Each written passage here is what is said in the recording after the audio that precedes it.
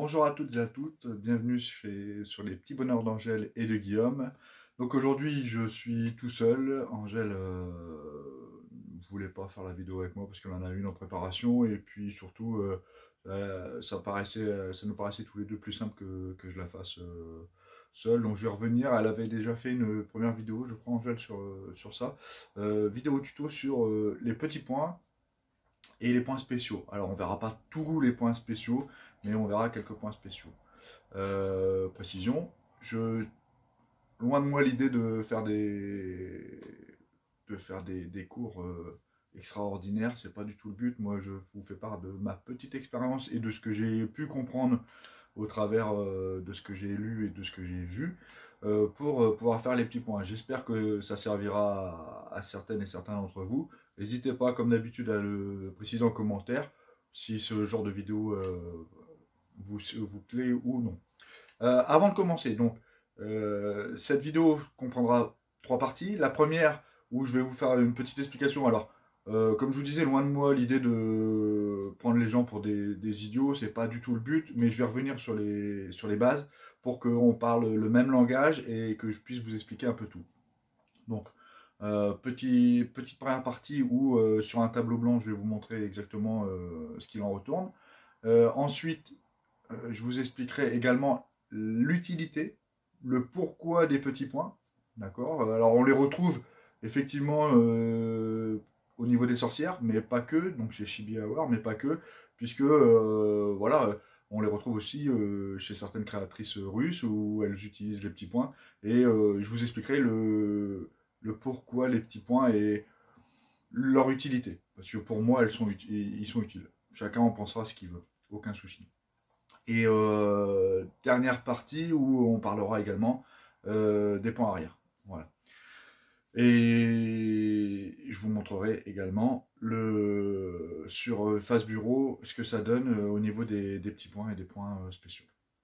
Voilà pour cette vidéo, pour la présentation de cette vidéo. Donc avant de commencer en elle-même la vidéo, petite info.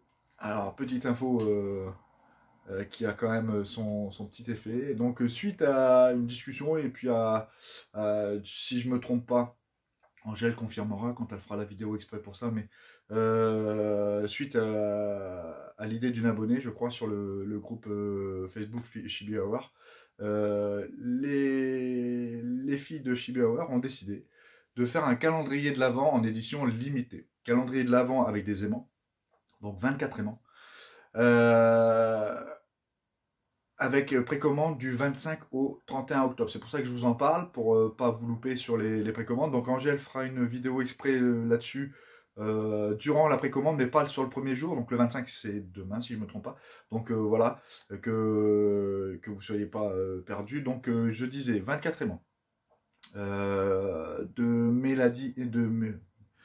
Mélodie, Mélanie et de la maman Patricia. D'accord. Alors pour rappel, voilà, je vais reprendre ça. Donc ça, si vous regardez les aimants, ici vous avez les aimants qui sont réalisés par la maman. Donc comme d'habitude, Damien fera un petit zoom sur un des aimants. Ici, c'est les aimants de Mélodie. Et ici, vous avez les aimants de Mélanie. Voilà. Donc là, elles ont décidé de faire 24 aimants, un petit calendrier de l'Avent. Donc sur leur boutique, les aimants sont à 3 euros. Donc normalement, ça devrait faire 72 euros. Elles font une réduction de 25% dessus, ce qui vous fait les 24 aimants à 54 euros. Donc je dis bien les 24 aimants à 54 euros, soit un prix de 2,25 €, si je ne me trompe pas, attendez, parce que je l'ai noté, oui c'est ça, 2,25 € par aimant. Calendrier de l'Avent multithème, donc il y aura gothique, sorcellerie, magie de Noël, steampunk et mystère. Voilà. Voilà pour ça. Donc Angèle reviendra dessus. Donc c'était une petite info que je voulais vous donner là sur la vidéo. Comme ça au moins vous avez les dernières infos et vous savez un peu ce qu'il en est. Et c'est toujours sympa parce que 2,25 € l'aimant, moi je trouve que c'est pas cher. Et ça fait toujours plaisir parce qu'ils sont très, très jolis. Donc voilà. Sur ce, on passe tout de suite à la suite et à la première partie de la vidéo. Allez, me revoilà. Donc, comme je vous disais, sur tableau blanc, dans un premier temps, alors, comme je dis, hein, c'est pas pour exprimer ma science ou quoi que ce soit. Moi, je vous dis, j'ai Très honnêtement, j'ai commencé en novembre l'année dernière le point de croix. Maintenant, le plaisir avec Angèle, c'est de partager un peu ce qu'on a et de faire profiter un peu les gens de notre compréhension et des connaissances qu'on peut avoir.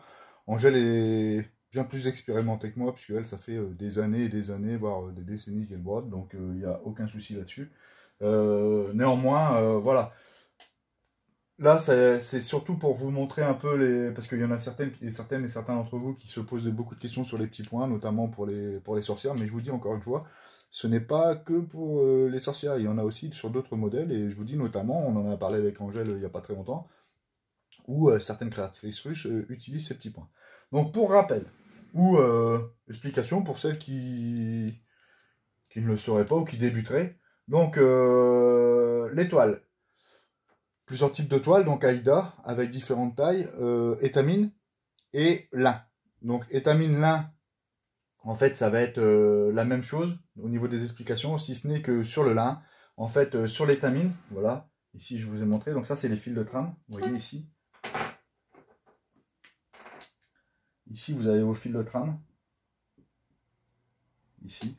Et donc, ces fils de trame sur le lin ne sont pas forcément réguliers et ils sont plus ou moins épais. Ce qui fait qu'il faudra jouer sur la tension de votre fil quand vous allez faire vos points pour essayer d'avoir les points les plus réguliers possibles. Mais sinon, au niveau des techniques, c'est la même chose que sur l'étamine. Donc l'Aïda, en fait, votre point sur l'Aïda, comme c'est dessiné ici, d'accord, c'est ce qui va représenter un point. Pour pouvoir le faire, le croisement de vos fils de trame vont créer des trous, comme on voit ici, d'accord? Ici, là. Et donc, je les ai mis en rouge pour que vous puissiez les voir plus. Et là, par exemple, pour pouvoir dessiner une croix, on est bien d'accord que je vais commencer en bas à gauche, je vais venir chercher en haut à droite, je vais ressortir en bas à droite et je vais aller chercher en haut à gauche. Et là, j'ai mon point, d'accord? Les 4 trous. Ça, c'est pour l'Aïda. Pour l'étamine, la différence, c'est qu'on fait un point sur deux. D'accord? On fait 1 sur 2. Ce qui fait que là, je vais venir chercher en bas à gauche. Mais pour aller chercher en haut à droite, en fait, je vais aller chercher, je vais en sauter un et je vais venir chercher celui d'après. Ce qui fait que là, j'aurai ma première partie de croix, ici. D'accord? Je vais faire pareil en dessous, c'est-à-dire je vais sauter celui-ci, je vais venir chercher en bas à droite. Et la même chose ici, pour venir sortir ici. Et vous voyez que là, c'est 3 sur 3. Ici, c'est 2 sur 2.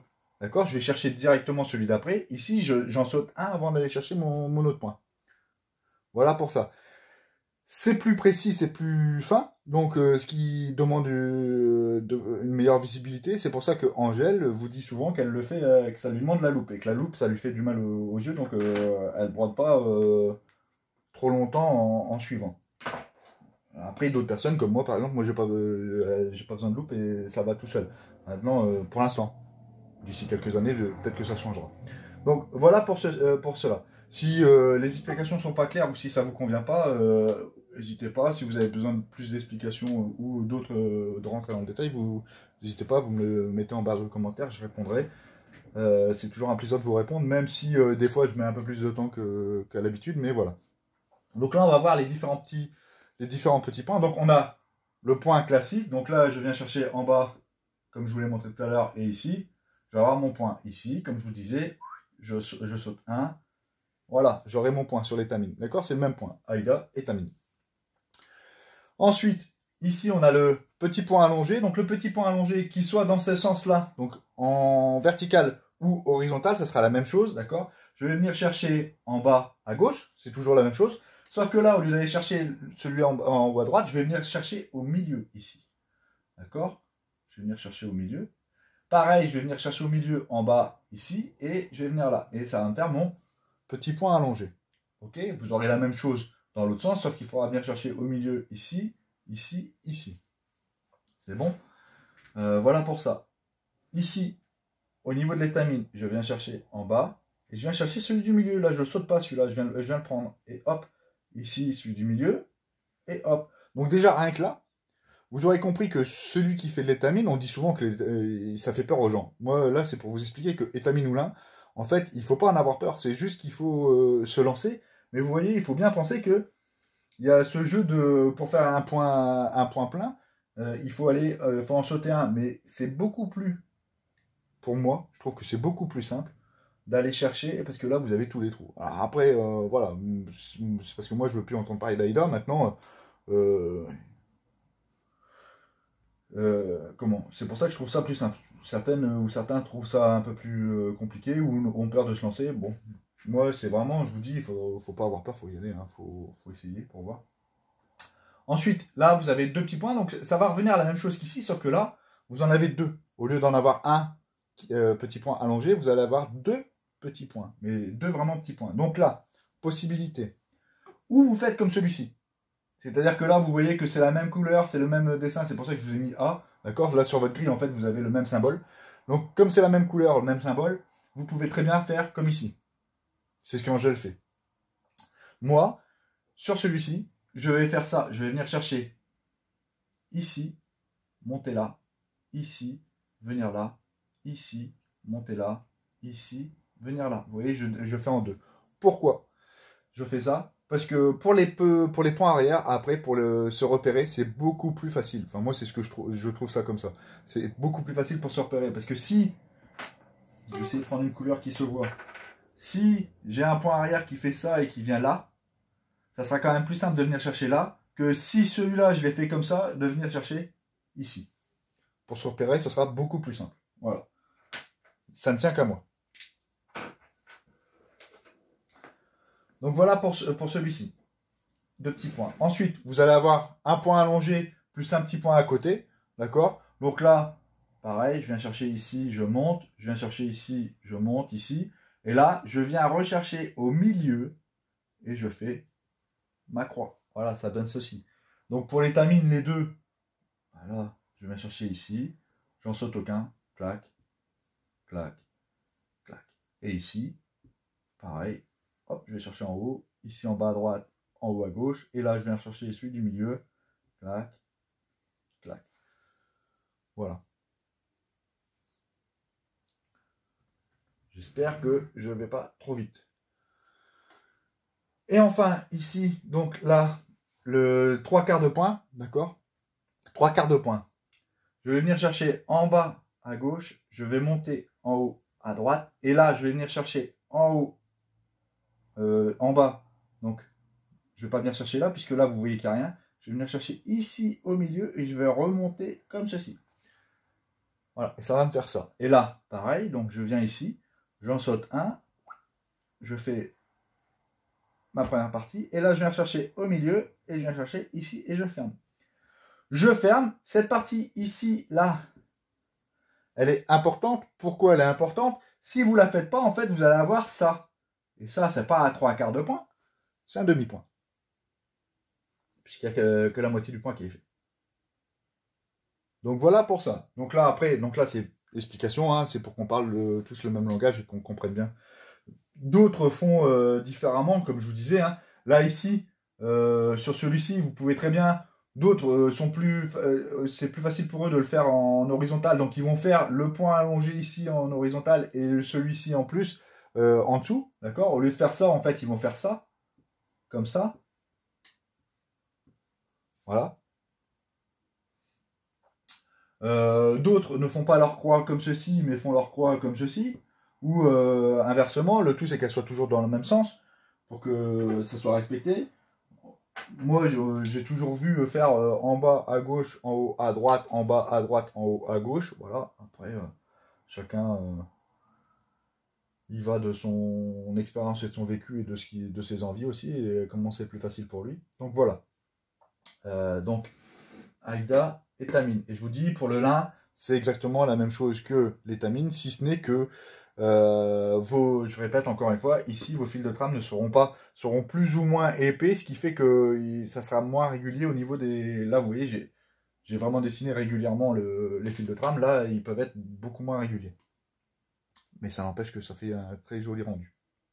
Donc voilà pour ça. Donc là, comme c'est marqué ici, on verra également donc le point de bouclette et le point de nœud qui vous seront utiles notamment pour les sorcières, mais pas que. Et on reviendra sur le point arrière avec quelques petites notions comment je fais moi pour les faire. Donc voilà. On passera également sur en face bureau pour vous montrer exactement le rendu et comment je l'ai fait. Donc on se retrouve tout de suite pour la suite où je vais vous expliquer l'utilité de ces petits points. Voilà. Voilà, on se retrouve donc, petite pause, juste le temps pour moi de repréparer le tableau blanc pour la suite. Donc je reviens un peu sur ce que je vous disais. Donc Aïda, Étamine, Oulin, peu importe, les trois sont abordables, il faut juste se lancer. Et puis, enfin, je vous dis, hein, vraiment, moi j'ai commencé, j'avais pas touché de broderie. J'ai commencé au mois de novembre l'année dernière, donc voilà. Et maintenant, hormis le Harry Potter, je crois de mémoire, hein, que je vous dise pas de bêtises, hormis le Harry Potter et le Blanche-Neige qu'il faut que je finisse pour ma fille, que je fais en Aïda, tout le reste, je ne fais que de l'étamine. Donc voilà, après ça tient à chacun. Ce sont les goûts, les couleurs, ça se discute pas, chacun ses envies. Je reviens, donc il est quand même, pourquoi étamine et Aïda la différence? En fait, il va être plus simple pour les petits points d'aller piquer sur l'étamine, vous avez bien compris, puisqu'on saute un petit point et qu'il y a plus de points régulièrement, que de l'Aïda. L'Aïda, quand vous allez aller piquer votre petit point et que vous allez devoir piquer au milieu d'un point classique, normalement, ça va être beaucoup plus difficile. Puisqu'il va falloir aller chercher le centre, il va falloir passer, et si vous passez en plus de l'autre côté pour ressortir, enfin, voilà. Pour moi, ça me paraît un peu plus compliqué. Après, c'est faisable. Angèle le fait sur sa première sorcière, et il n'y a pas de souci, elle le fait. C'est plus compliqué, mais elle y arrive. Donc voilà. Ça demande un peu plus de temps et un peu plus de patience. Mais tout est faisable. Voilà. Donc là, je vais vous expliquer l'utilité pour moi, selon moi, des petits points. Et on finira par le face bureau où je vous montrerai en temps réel la conception des petits points et des points spéciaux. Donc nous revoilà avec le fameux tableau blanc, c'est un outil que j'adore. Donc j'utilise énormément pour faire des explications, j'adore ça. Donc là, ce que je vous ai dessiné, c'est un sourcil. Voilà, vous avez un sourcil sur un visage, donc ce sourcil ici, et vous aurez bien compris que avec des petits points, avec des points, c'est un peu compliqué de pouvoir faire le plus précis possible. Donc, si vous le faites en points classiques, points normaux, sans petits points, voilà ce que ça va vous donner en fait. Vous voyez, vous allez avoir 5 points, 4 points, 1 point. Et là, en fait, voilà. Et c'est le jeu des points arrière, après, derrière qui va vous faire ressortir tout ça. Mais vous voyez que c'est un peu, c'est grossier. Voilà. J'ai pas dit que c'était beau, j'ai dit que c'était grossier. D'accord? J'ai pas dit que c'était pas beau, pardon. J'ai dit que c'était grossier. L'utilité des petits points. Ici, vous voyez que la même chose va être définie avec plusieurs petits points. Alors vous allez me dire, c'est plus long parce que les petits points, il faut les faire parce que là, il y en a un paquet en plus. Surtout qu'en plus, sur certains modèles, notamment les sorcières, vous avez des mélanges de couleurs, des dégradés, donc forcément là, vous allez retrouver plusieurs coloris, plusieurs symboles, et donc c'est un peu plus complexe. Néanmoins, on voit bien que là, cette partie-là du sourcil, ici, c'est vraiment fin, donc je la fais plus grosse, mais c'est fin, vous voyez. Là, ça va être déjà plus compliqué de faire quelque chose de fin qu'ici. Vous voyez que là, pour faire fin, c'est quand même plus simple. Donc, voilà. C'est plus fin, c'est plus précis, c'est plus méticuleux. Pour moi, le rendu est beaucoup plus joli. Voilà. Encore une fois, ça ne tient qu'à moi. Je ne pense pas être le seul à penser ça, mais voilà. Donc, les petits points, encore une fois, pour moi, ils ont vraiment leur utilité. Sinon, je pense pas que les créatrices s'amuseraient à mettre des petits points juste... Enfin, voilà, même si sur la dernière vidéo où j'interview Mélanie, je lui dis qu'elle c'est un peu une sorcière à sa façon, parce elle aime le torturer avec ses petits points, je ne pense pas qu'elle s'embête à mettre des petits points pour le plaisir et pour que ça donne rien. Donc, forcément, il y a une utilité derrière. Et cette utilité, voilà, c'est que ça sera beaucoup plus précis. Ici, voilà, vous avez avec les points arrière. Vous voyez que par exemple, alors j'ai fait volontairement plus gros hein, ici en bas pour qu'on voit un peu plus précisément, mais Alors là, c'est grossier, je l'ai fait rapidement. Mais vous voyez que là, pour aller chercher, voilà, là par exemple, pour aller chercher, ça va être beaucoup plus simple. Je vais pas venir taper au milieu d'un... Là, vous voyez que là, je suis au milieu, entre deux points, ici. Mais là, je suis pas au milieu, je vais être au-dessus. Donc, il va falloir que je vienne taper. C'est beaucoup moins précis. Ici, je vais pouvoir me repérer avec tous les petits points. C'est beaucoup plus simple pour aller chercher. Voilà. Donc, pour moi, ils ont vraiment leur utilité. Après, chacun, il voit comme il veut. Par exemple, pour le sale d'Angèle avec sa sorcière, là, version chibi, je sais que vous avez les deux possibilités, petit point ou avec ou sans. Voilà, j'ai regardé les grilles, on voit quand même le rendu n'est pas le même. Voilà. Alors, je dis pas que c'est pas joli, je dis que c'est plus méticuleux, plus fin.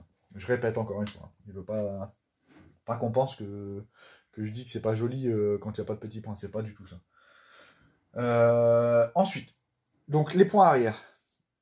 Les points arrière pour les faire, vous voyez, là je les ai fait ici. Donc comment je procède moi? Je vais venir chercher, donc comme on fait les points arrière, hein, donc vous avez bien compris, point arrière, si je veux faire par exemple cette ligne-là, si j'ai une ligne droite qui prend plusieurs points, en fait je ne vais pas venir faire un point, un autre point, un autre point. Ce que je vais faire, c'est que je vais venir ici et je vais aller chercher un peu plus loin. Et j'essaie de ne pas dépasser 4, 5 points. 4 points, c'est déjà pas mal. Et en fait, je vais faire tous les 4 points. Vous voyez? C'est bien tendu, c'est bien et c'est propre aussi. Et ça évite de venir chercher à chaque fois en décomposant un point par un point. Pour faire mes points arrière, en fait, je vais venir ici. Je vais ressortir là. Je vais dessiner. Je vais aller chercher par en dessous, plus loin. Clac. Par en dessous, plus loin. Clac. Et ainsi de suite. Et comme ça, il y a un seul fil. Voilà pour les points arrière. Pour le faire, là, par exemple, ici, en fait, ce que je fais ici, par exemple, c'est que là, je vais commencer ici. Je vais venir chercher là, ici, ici, là. Ça va un peu plus loin, je vais venir ici. Là, ça commence à être long, donc je vais essayer de venir ici si je peux. Sinon, ben, tant pis, je viendrai chercher là. Et ainsi de suite. Et vous voyez que je décompose. Mais je ne fais pas un point par un point. Là où je vais commencer à faire un point par un point, c'est vraiment si on a envie de donner une espèce de courbe. Si on veut donner une espèce de courbe, c'est sûr que si je fais ça, par exemple, ici, je fais ça, cette courbe-là. Si je fais ça et que je commence à tirer un trait là, un trait là, un trait là, vous voyez que la courbe, c'est pas la même que si je fais ça. Là, j'aurai déjà un meilleur rendu. Donc, plus je vais avoir besoin de précision, plus je vais faire petit et plus je vais... Voilà. Alors là, je vous marque les traits, c'est pour vous montrer, hein, mais en fait, ça va me donner ça, en fait. Vous voyez? Donc, je vais avoir déjà un meilleur rendu. Alors, je grossis exprès le trait, hein, je fais exprès pour bien montrer le pourquoi du comment. Donc, voilà pour les points arrière. Si vous avez besoin, donc en face bureau, je ferai pas les points arrière. Maintenant, si vous voulez, je trouverai, j'ai déjà trouvé une grille où je peux faire une démonstration s'il le faut. Vous me direz si vous en voyez l'utilité ou non. Donc voilà. Alors, encore une fois, hein, moi je répète, pour les petits points, pour moi ça a vraiment son utilité et c'est vraiment intéressant puisqu'on a quand même un rendu. Là, par exemple, si je prends... Excusez-moi, je recule la caméra légèrement. Donc si je prends par exemple ici la sorcière que j'avais faite, la première que j'ai faite, oui, j'arrive à la sortir. Donc là vous voyez, donc Damien fera un zoom. Quand vous voyez la bouche, c'est quand même le point ici pour que ce soit vraiment précis. Si vous n'avez pas les petits points, ça va vous faire un gros carré. Vous n'aurez pas la précision de la lèvre au bord. Idem pour les yeux, vous n'aurez pas la même précision. Là, si je reprends celle que le sale qu'Angèle est en train de faire, donc c'est Ravenna, je crois, le nom. Quand vous regardez son sourcil ici et les yeux, vous ne pourrez pas avoir la même finesse au niveau des extrémités des cils, des sourcils et des cils, si vous ne faites pas avec des petits points. Donc forcément, c'est plus précis. Alors après, encore une fois, voilà, je vous donne juste les explications pour moi, pourquoi ça a leur utilité. Maintenant, on arrive quand même à faire de très jolies choses sans. Donc voilà. Alors, ensuite, donc petit, je reviens parce que j'ai la même toile, la même toile, mais en 3 versions. Donc ici, vous avez, donc c'est celle pour le sale d'Angèle là. Ici, vous avez la version Aïda, donc vous voyez, c'est vraiment épais. Voilà, c'est épais. Et on peut voir les points de relativement loin. Donc si je la retourne, vous voyez, on voit les points relativement loin. Et voilà en Aïda. Ça, c'est pour l'Aïda. Donc là, j'allais dire classique. Ici, vous avez l'étamine. Donc on voit déjà que c'est plus souple. Vous voyez, là, celle-là, elle se tient. Celle-ci, regardez. Donc c'est déjà plus souple au niveau de l'étamine. Et je trouve c'est plus fin. Alors, moi, j'arrive à voir les points. Donc, Angèle me dit qu'elle a un peu plus de mal. Mais vous voyez que le rendu, en fait, sera le même. Parce qu'après, ça dépend de la taille. Pour l'Aïda, par exemple, ça dépend de la taille que vous prenez au niveau de la toile. Mais le dessin sera de la même dimension. Et enfin, le lin. Et alors là, le lin, comme c'est vraiment naturel, là, c'est... Voilà. Là, c'est vraiment du... Et là, sur le lin, on ne le verra pas. Mais en fait, quand je regarde la trame, je n'arrive pas à vous faire voir. Mais quand je regarde la trame, il y a des fils qui sont beaucoup plus épais que d'autres. Donc, pour pouvoir être régulier, voilà. Mais sinon, au niveau de la visibilité et de la conception, c'est la même chose que sur les tamis. Voilà pour ça. En espérant être le plus clair et précis possible. Donc voilà, donc là, j'en ai fini avec les explications pour le pourquoi des petits points. On va passer, je suis désolé, je cherche mes mots, je suis un peu fatigué en ce moment. Donc là, on va passer sur le face bureau et je vais vous montrer le point de bouclette, les différents petits points, ce que ça donne sur le rendu. Donc je les ai fait sur étamine. Si vous voulez les voir en Aïda, bon, c'est la même chose, sauf que je vous dis encore une fois, pour les petits points où il faut aller chercher au centre d'un point classique, c'est beaucoup plus difficile puisqu'il faut aller chercher dans la trame. Donc là, je vais vous montrer sur l'étamine ce que ça donne et on va voir également le point de bouclette et le point de nœud. Voilà, donc on se retrouve tout de suite en face bureau.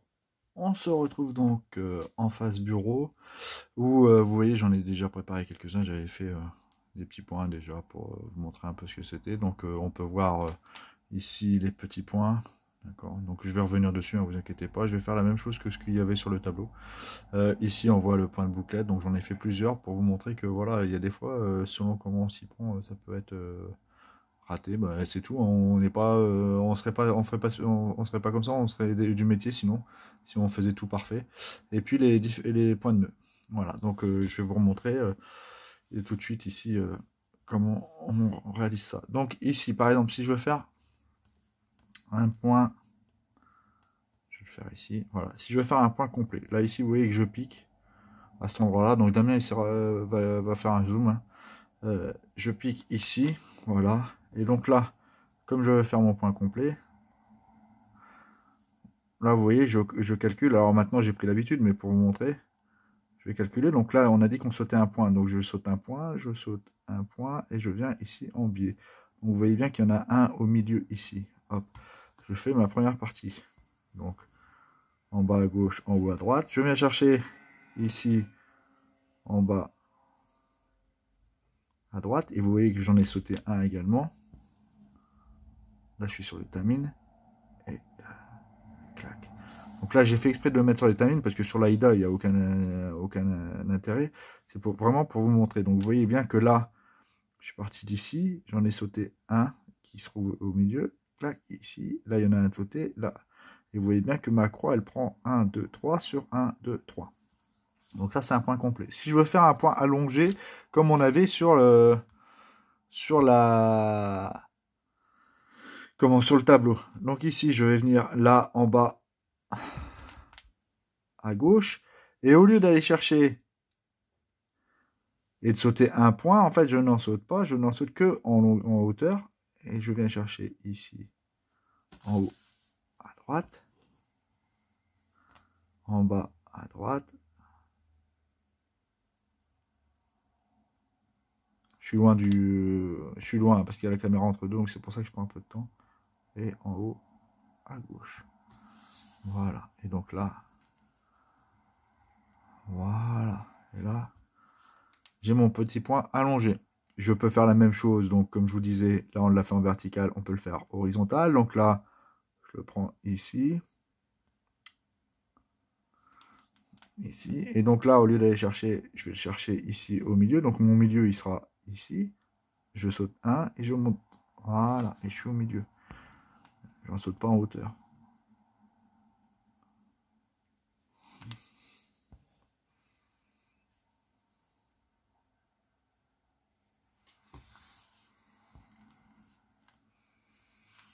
Voilà. On poursuit ici. Ensuite, si je veux faire comme j'avais sur le tableau, les deux points, je vais venir faire, par exemple, celui du bas en premier. Hop. Et là, comme j'ai deux petits points, je vais venir chercher ici. Donc là, je ne saute pas de point. Je viens chercher directement. Je vais faire une petite croix, en fait. Donc un petit point. Hop. Vous voyez, ici, je vais venir chercher là. Et donc là, forcément, j'en ai un autre à faire. Donc là, je vais aller chercher, pour une fois, je vais changer. Je vais aller chercher en haut à droite. Mais c'est toujours le même. En fait, ça sera la même chose. C'est juste parce que je ne veux pas ressortir ici, puisque je viens de rentrer. Si je ressors, forcément, mon fil va sortir. Et je ne pourrais pas faire mon point. Donc, je viens ici. Mais vous voyez qu'en faisant ça, je respecte. Mon premier point, il est là. Ma première partie de point est dans ce sens-là. Et je fais la deuxième. Et en fait, ça revient au même. Donc ça, après, c'est à vous de voir comment vous voulez vous arranger. Mais vous voyez que là, je ne saute rien.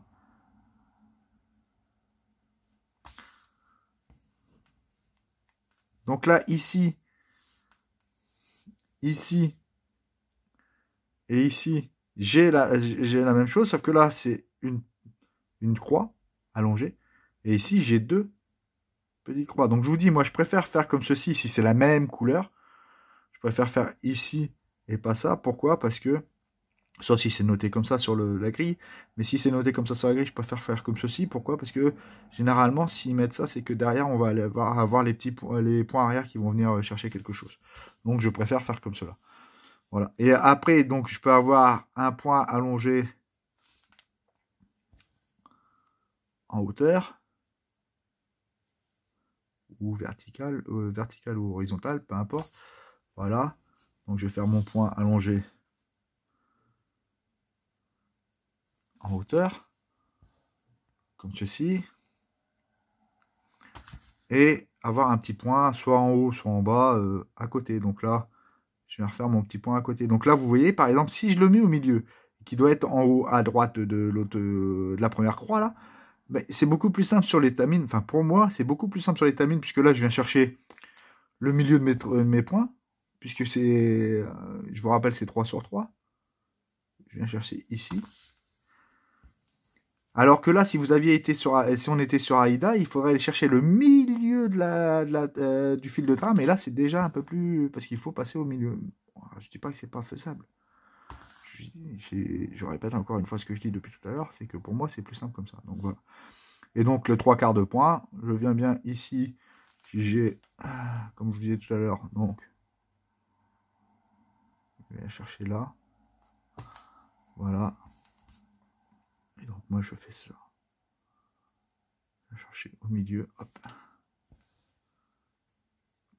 Et, voilà. Là, j'ai mon 3/4 de point. Voilà pour ça. Donc là, Damien fera un zoom tout le long, hein, et puis on verra ce que ça donne. Donc là, le point de bouclette maintenant. Je sors mon fil. Et je vais le rentrer par le même endroit où je suis sorti. Ici, le même trou. Et là, je commence à faire ma boucle. Et là, vous voyez, je préforme ma boucle. Et je tire tout doucement. Et avec mon pouce, je maintiens cette boucle. Alors, ça dépend comment vous voulez la voir. Voilà.